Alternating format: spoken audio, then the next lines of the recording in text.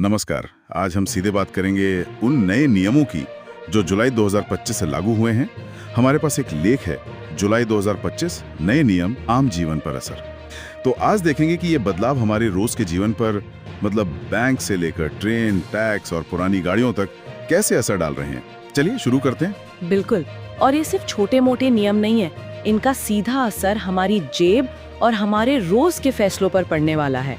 और दिलचस्प ये है कि कैसे ये अलग अलग सेक्टर में एक साथ आ रहे हैं। हाँ, तो सबसे पहले आधार की बात करते हैं।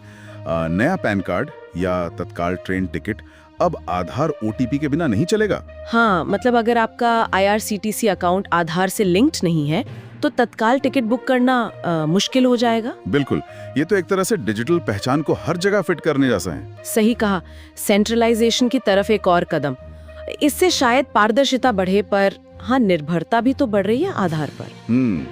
अच्छा, टैक्स की बात करें तो ITR की डेट बढ़ गई है शायद। हाँ, इनकम टैक्स रिटर्न के लिए अब 15 सितंबर 2025 तक का वक्त है, लेकिन GST में थोड़ी कह सकते हैं सख्ती आई है। अच्छा, वो कैसे? GST रिटर्न फाइल करने के लिए अब आपके पास सिर्फ 3 साल होंगे, उसके बाद कोई चांस नहीं। ओहो। और उससे भी जरूरी बात, GSTR 3B फॉर्म की है। एक बार फाइल कर दिया तो उसमें कोई सुधार, कोई बदलाव नहीं कर सकते। अरे बाप रे, मतलब फाइल करते वक्त बहुत ज्यादा एकदम ध्यान रखना होगा, गलती की कोई गुंजाइश नहीं। बिल्कुल, एक गलती और बस वो फाइनल है। अच्छा, अब जरा बैंकों की तरफ देखें। ICICI बैंक में सुना है कुछ चार्जेस बढ़े हैं। हाँ, वहाँ अब 3 मुफ्त लेन देन के बाद हर बार पैसे निकालने पर 23 रुपए लगेंगे। 23 रुपए? और बैलेंस चेक करने पर भी? हाँ, उस पर भी 8.5 रुपए का चार्ज है। छोटे छोटे चार्ज हैं पर जुड़ते जाते हैं। और SBI क्रेडिट कार्ड का भी कुछ है? हाँ, SBI क्रेडिट कार्ड पर जो एयर एक्सीडेंट बीमा मिलता था वो अब खत्म। और जो मिनिमम पेमेंट होता है ना, उसमें अब GST और EMI का अमाउंट भी शामिल होगा। अच्छा, और HDFC बैंक ने भी, अगर आप 50,000 रुपए से ज्यादा का यूटिलिटी बिल भरते हैं क्रेडिट कार्ड से, तो उस पर रिवॉर्ड पॉइंट्स नहीं मिलेंगे। ओहो। और गेमिंग या किसी वॉलेट में पैसे डालने पर 1% का सीधा चार्ज लगा दिया है। मतलब बैंक अब छोटे छोटे ट्रांजैक्शंस और कुछ खास तरह के खर्चों पर ज्यादा फोकस कर रहे हैं फीस कमाने के लिए। क्रेडिट कार्ड यूजर्स को तो अब बहुत सावधान रहना पड़ेगा। बिल्कुल, ये साफ इशारा है कि मुफ्त वाली सर्विसेज शायद धीरे धीरे कम हो रही हैं। हर चीज की कीमत वसूली जा सकती है। सही कहा। अच्छा, अब ट्रेन यात्रा पर आते हैं। तत्काल टिकट में एजेंट्स का कुछ रोल कम हुआ है। हाँ, बुकिंग खुलने के पहले 30 मिनट तक एजेंट्स तत्काल टिकट बुक नहीं कर पाएंगे, ताकि आम लोगों को ज्यादा मौका मिले। ये तो ठीक है। और टिकट बुकिंग के लिए वो आधार OTP वेरिफिकेशन तो है ही। हाँ, वो तो अब अनिवार्य है। और एक और जरूरी बदलाव है रिजर्वेशन चार्ट का। अच्छा, वो क्या है? अब रिजर्वेशन चार्ट ट्रेन खुलने से 8 घंटे पहले बन जाएगा। पहले ये 4 घंटे पहले बनता था। मतलब प्लानिंग थोड़ी और पहले करनी होगी। हाँ, या कह सकते हैं कि आखिरी मिनट तक अनिश्चितता थोड़ी कम होगी। लेकिन किराए में भी तो बढ़ोतरी हुई है, मामूली ही सही। हाँ, AC क्लास में 2 पैसे प्रति किलोमीटर और नॉन AC में 1 पैसा प्रति किलोमीटर किराया बढ़ा है। सुनने में कम लगता है, पर लंबे सफर पर असर पड़ेगा। बिल्कुल। अच्छा, और दिल्ली NCR वालों के लिए पुरानी गाड़ियों का क्या सीन है? वो नियम तो काफी सख्त लग रहा है। हाँ, वो तो बहुत बड़ा बदलाव है।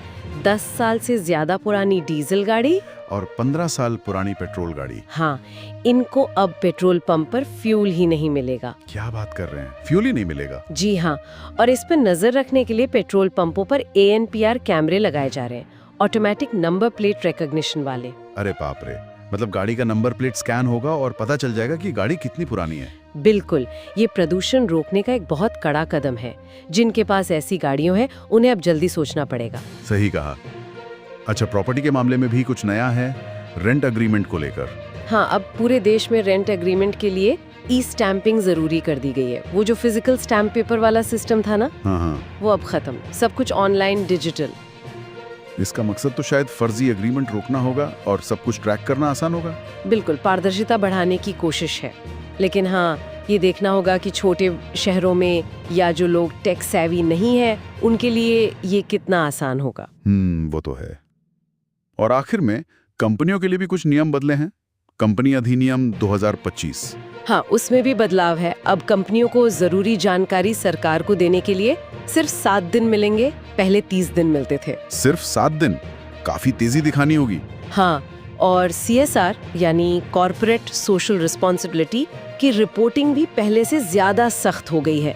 पेनाल्टी का सिस्टम भी बदला है। पेनाल्टी का सिस्टम वो कैसे? अब वो ज्यादा टियर बेस्ड हो गया है, मतलब गलती या लापरवाही कितनी बड़ी है उस हिसाब से जुर्माना तय होगा, अलग अलग लेवल पे। अच्छा, मतलब नियम तोड़ने की गंभीरता के हिसाब से सजा। हाँ बिल्कुल, ये सब कॉर्पोरेट गवर्नेंस को और मजबूत करने की दिशा में कदम है। तो कुल मिलाकर देखें, जुलाई 2025 से Aadhaar linking, tax filing, bank charges, train यात्रा, पुरानी गाड़ियां, प्रॉपर्टी एग्रीमेंट और कंपनी के नियम, लगभग हर पहलू पर असर डालने वाले बदलाव आए हैं। हाँ, और ये सब मिलकर एक बड़ी तस्वीर बनाते हैं। डिजिटलीकरण बढ़ रहा है, नियमों का पालन ज्यादा सख्ती से करवाया जा रहा है और कहीं न कहीं नागरिकों पर भी ज्यादा जिम्मेदारी आ रही है। सही कहा, इन बदलावों के साथ तालमेल बिठाना तो पड़ेगा ही। बिल्कुल, लेकिन यहाँ एक दिलचस्प सवाल भी उठता है।